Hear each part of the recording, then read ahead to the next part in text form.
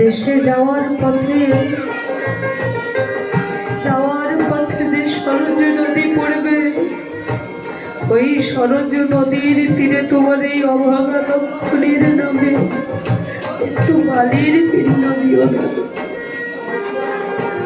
কারণ তোমার হাতের পিণ্ড না খেলে তোমার এই অভাগা লক্ষণ যে স্বর্গবাসী হতে পারবে না দাদা। দৌড়ে গিয়ে ভাইকে বুকে জড়িয়ে ধরেছে প্রভু রামচন্দ্র।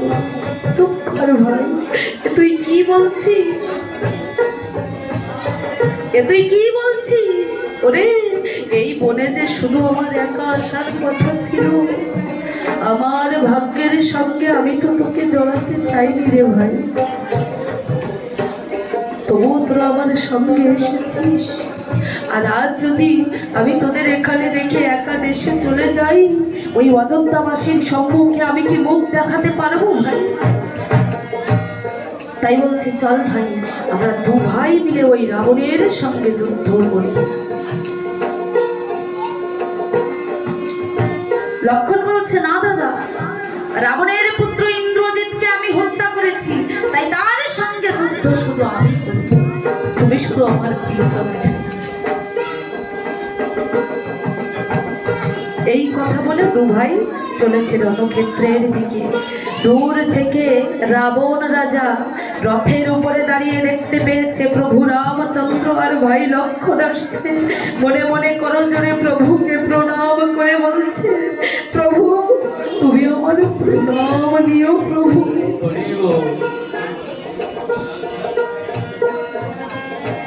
তুমি আমার প্রণাম নিও। শুধু ভক্তবৃন্দ, কোন ভক্ত যদি ভক্তি ভরে ওই ভগবানকে ডাকে, কোন ভক্ত যদি ভক্তি ভরে ওই ভগবানকে ডাকে, ভগবান যে ওই ভক্তের অন্তরেই বাধা পড়ে। আজ রাবণেরও তাই হয়েছে। যুদ্ধ করতে এসেছে কিন্তু অন্তরে কত ভক্তি। দূর থেকে প্রণাম করে বলছে, দয়াময় তুমি আমার প্রণাম নিও। গভীর চিন্তায় মগ্ন হয়ে আছে রাবণ রাজা। সারথী রাগ দিয়ে বলছে, মহারাজ আপনার কি হয়েছে? আপনি চুপচাপ দাঁড়িয়ে আছেন কেন? সারথীর ডাক শুনে রাবণ বলছে, না আসলে আমি চিন্তা করছিলাম ওই রামের ভাই লক্ষণকে কেমন করে হত্যা করব।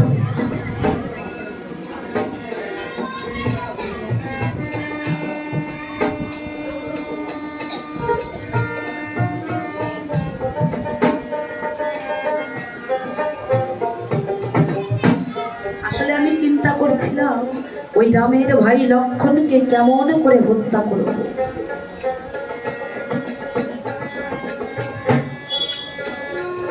ও সারথী, তুমি ওই রথটি রণক্ষেত্রের দিকে নিয়ে চলো।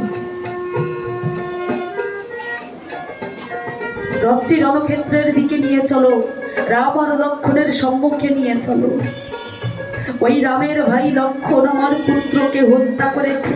আজ আমি ওই লক্ষণকে হত্যা করে বুঝিয়ে দেব এই রাবণ কত বড় শক্তিধর। তাই রাবণ রাজা যুদ্ধের বদ্ধকরদের ডেকে বলছে, ওরে বদ্ধকরগণ, একবার রণবাদ্য বাজিয়ে দাও।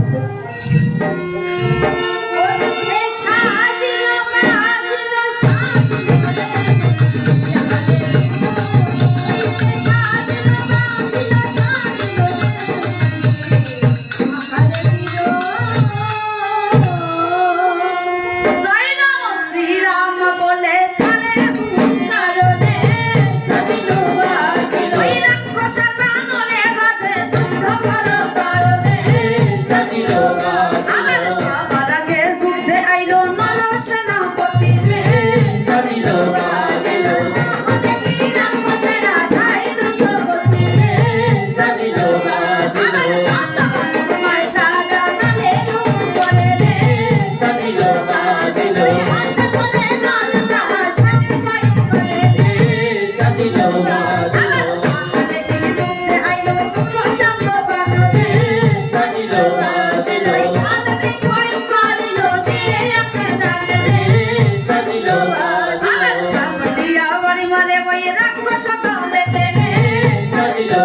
দিল ওই ঝাঁক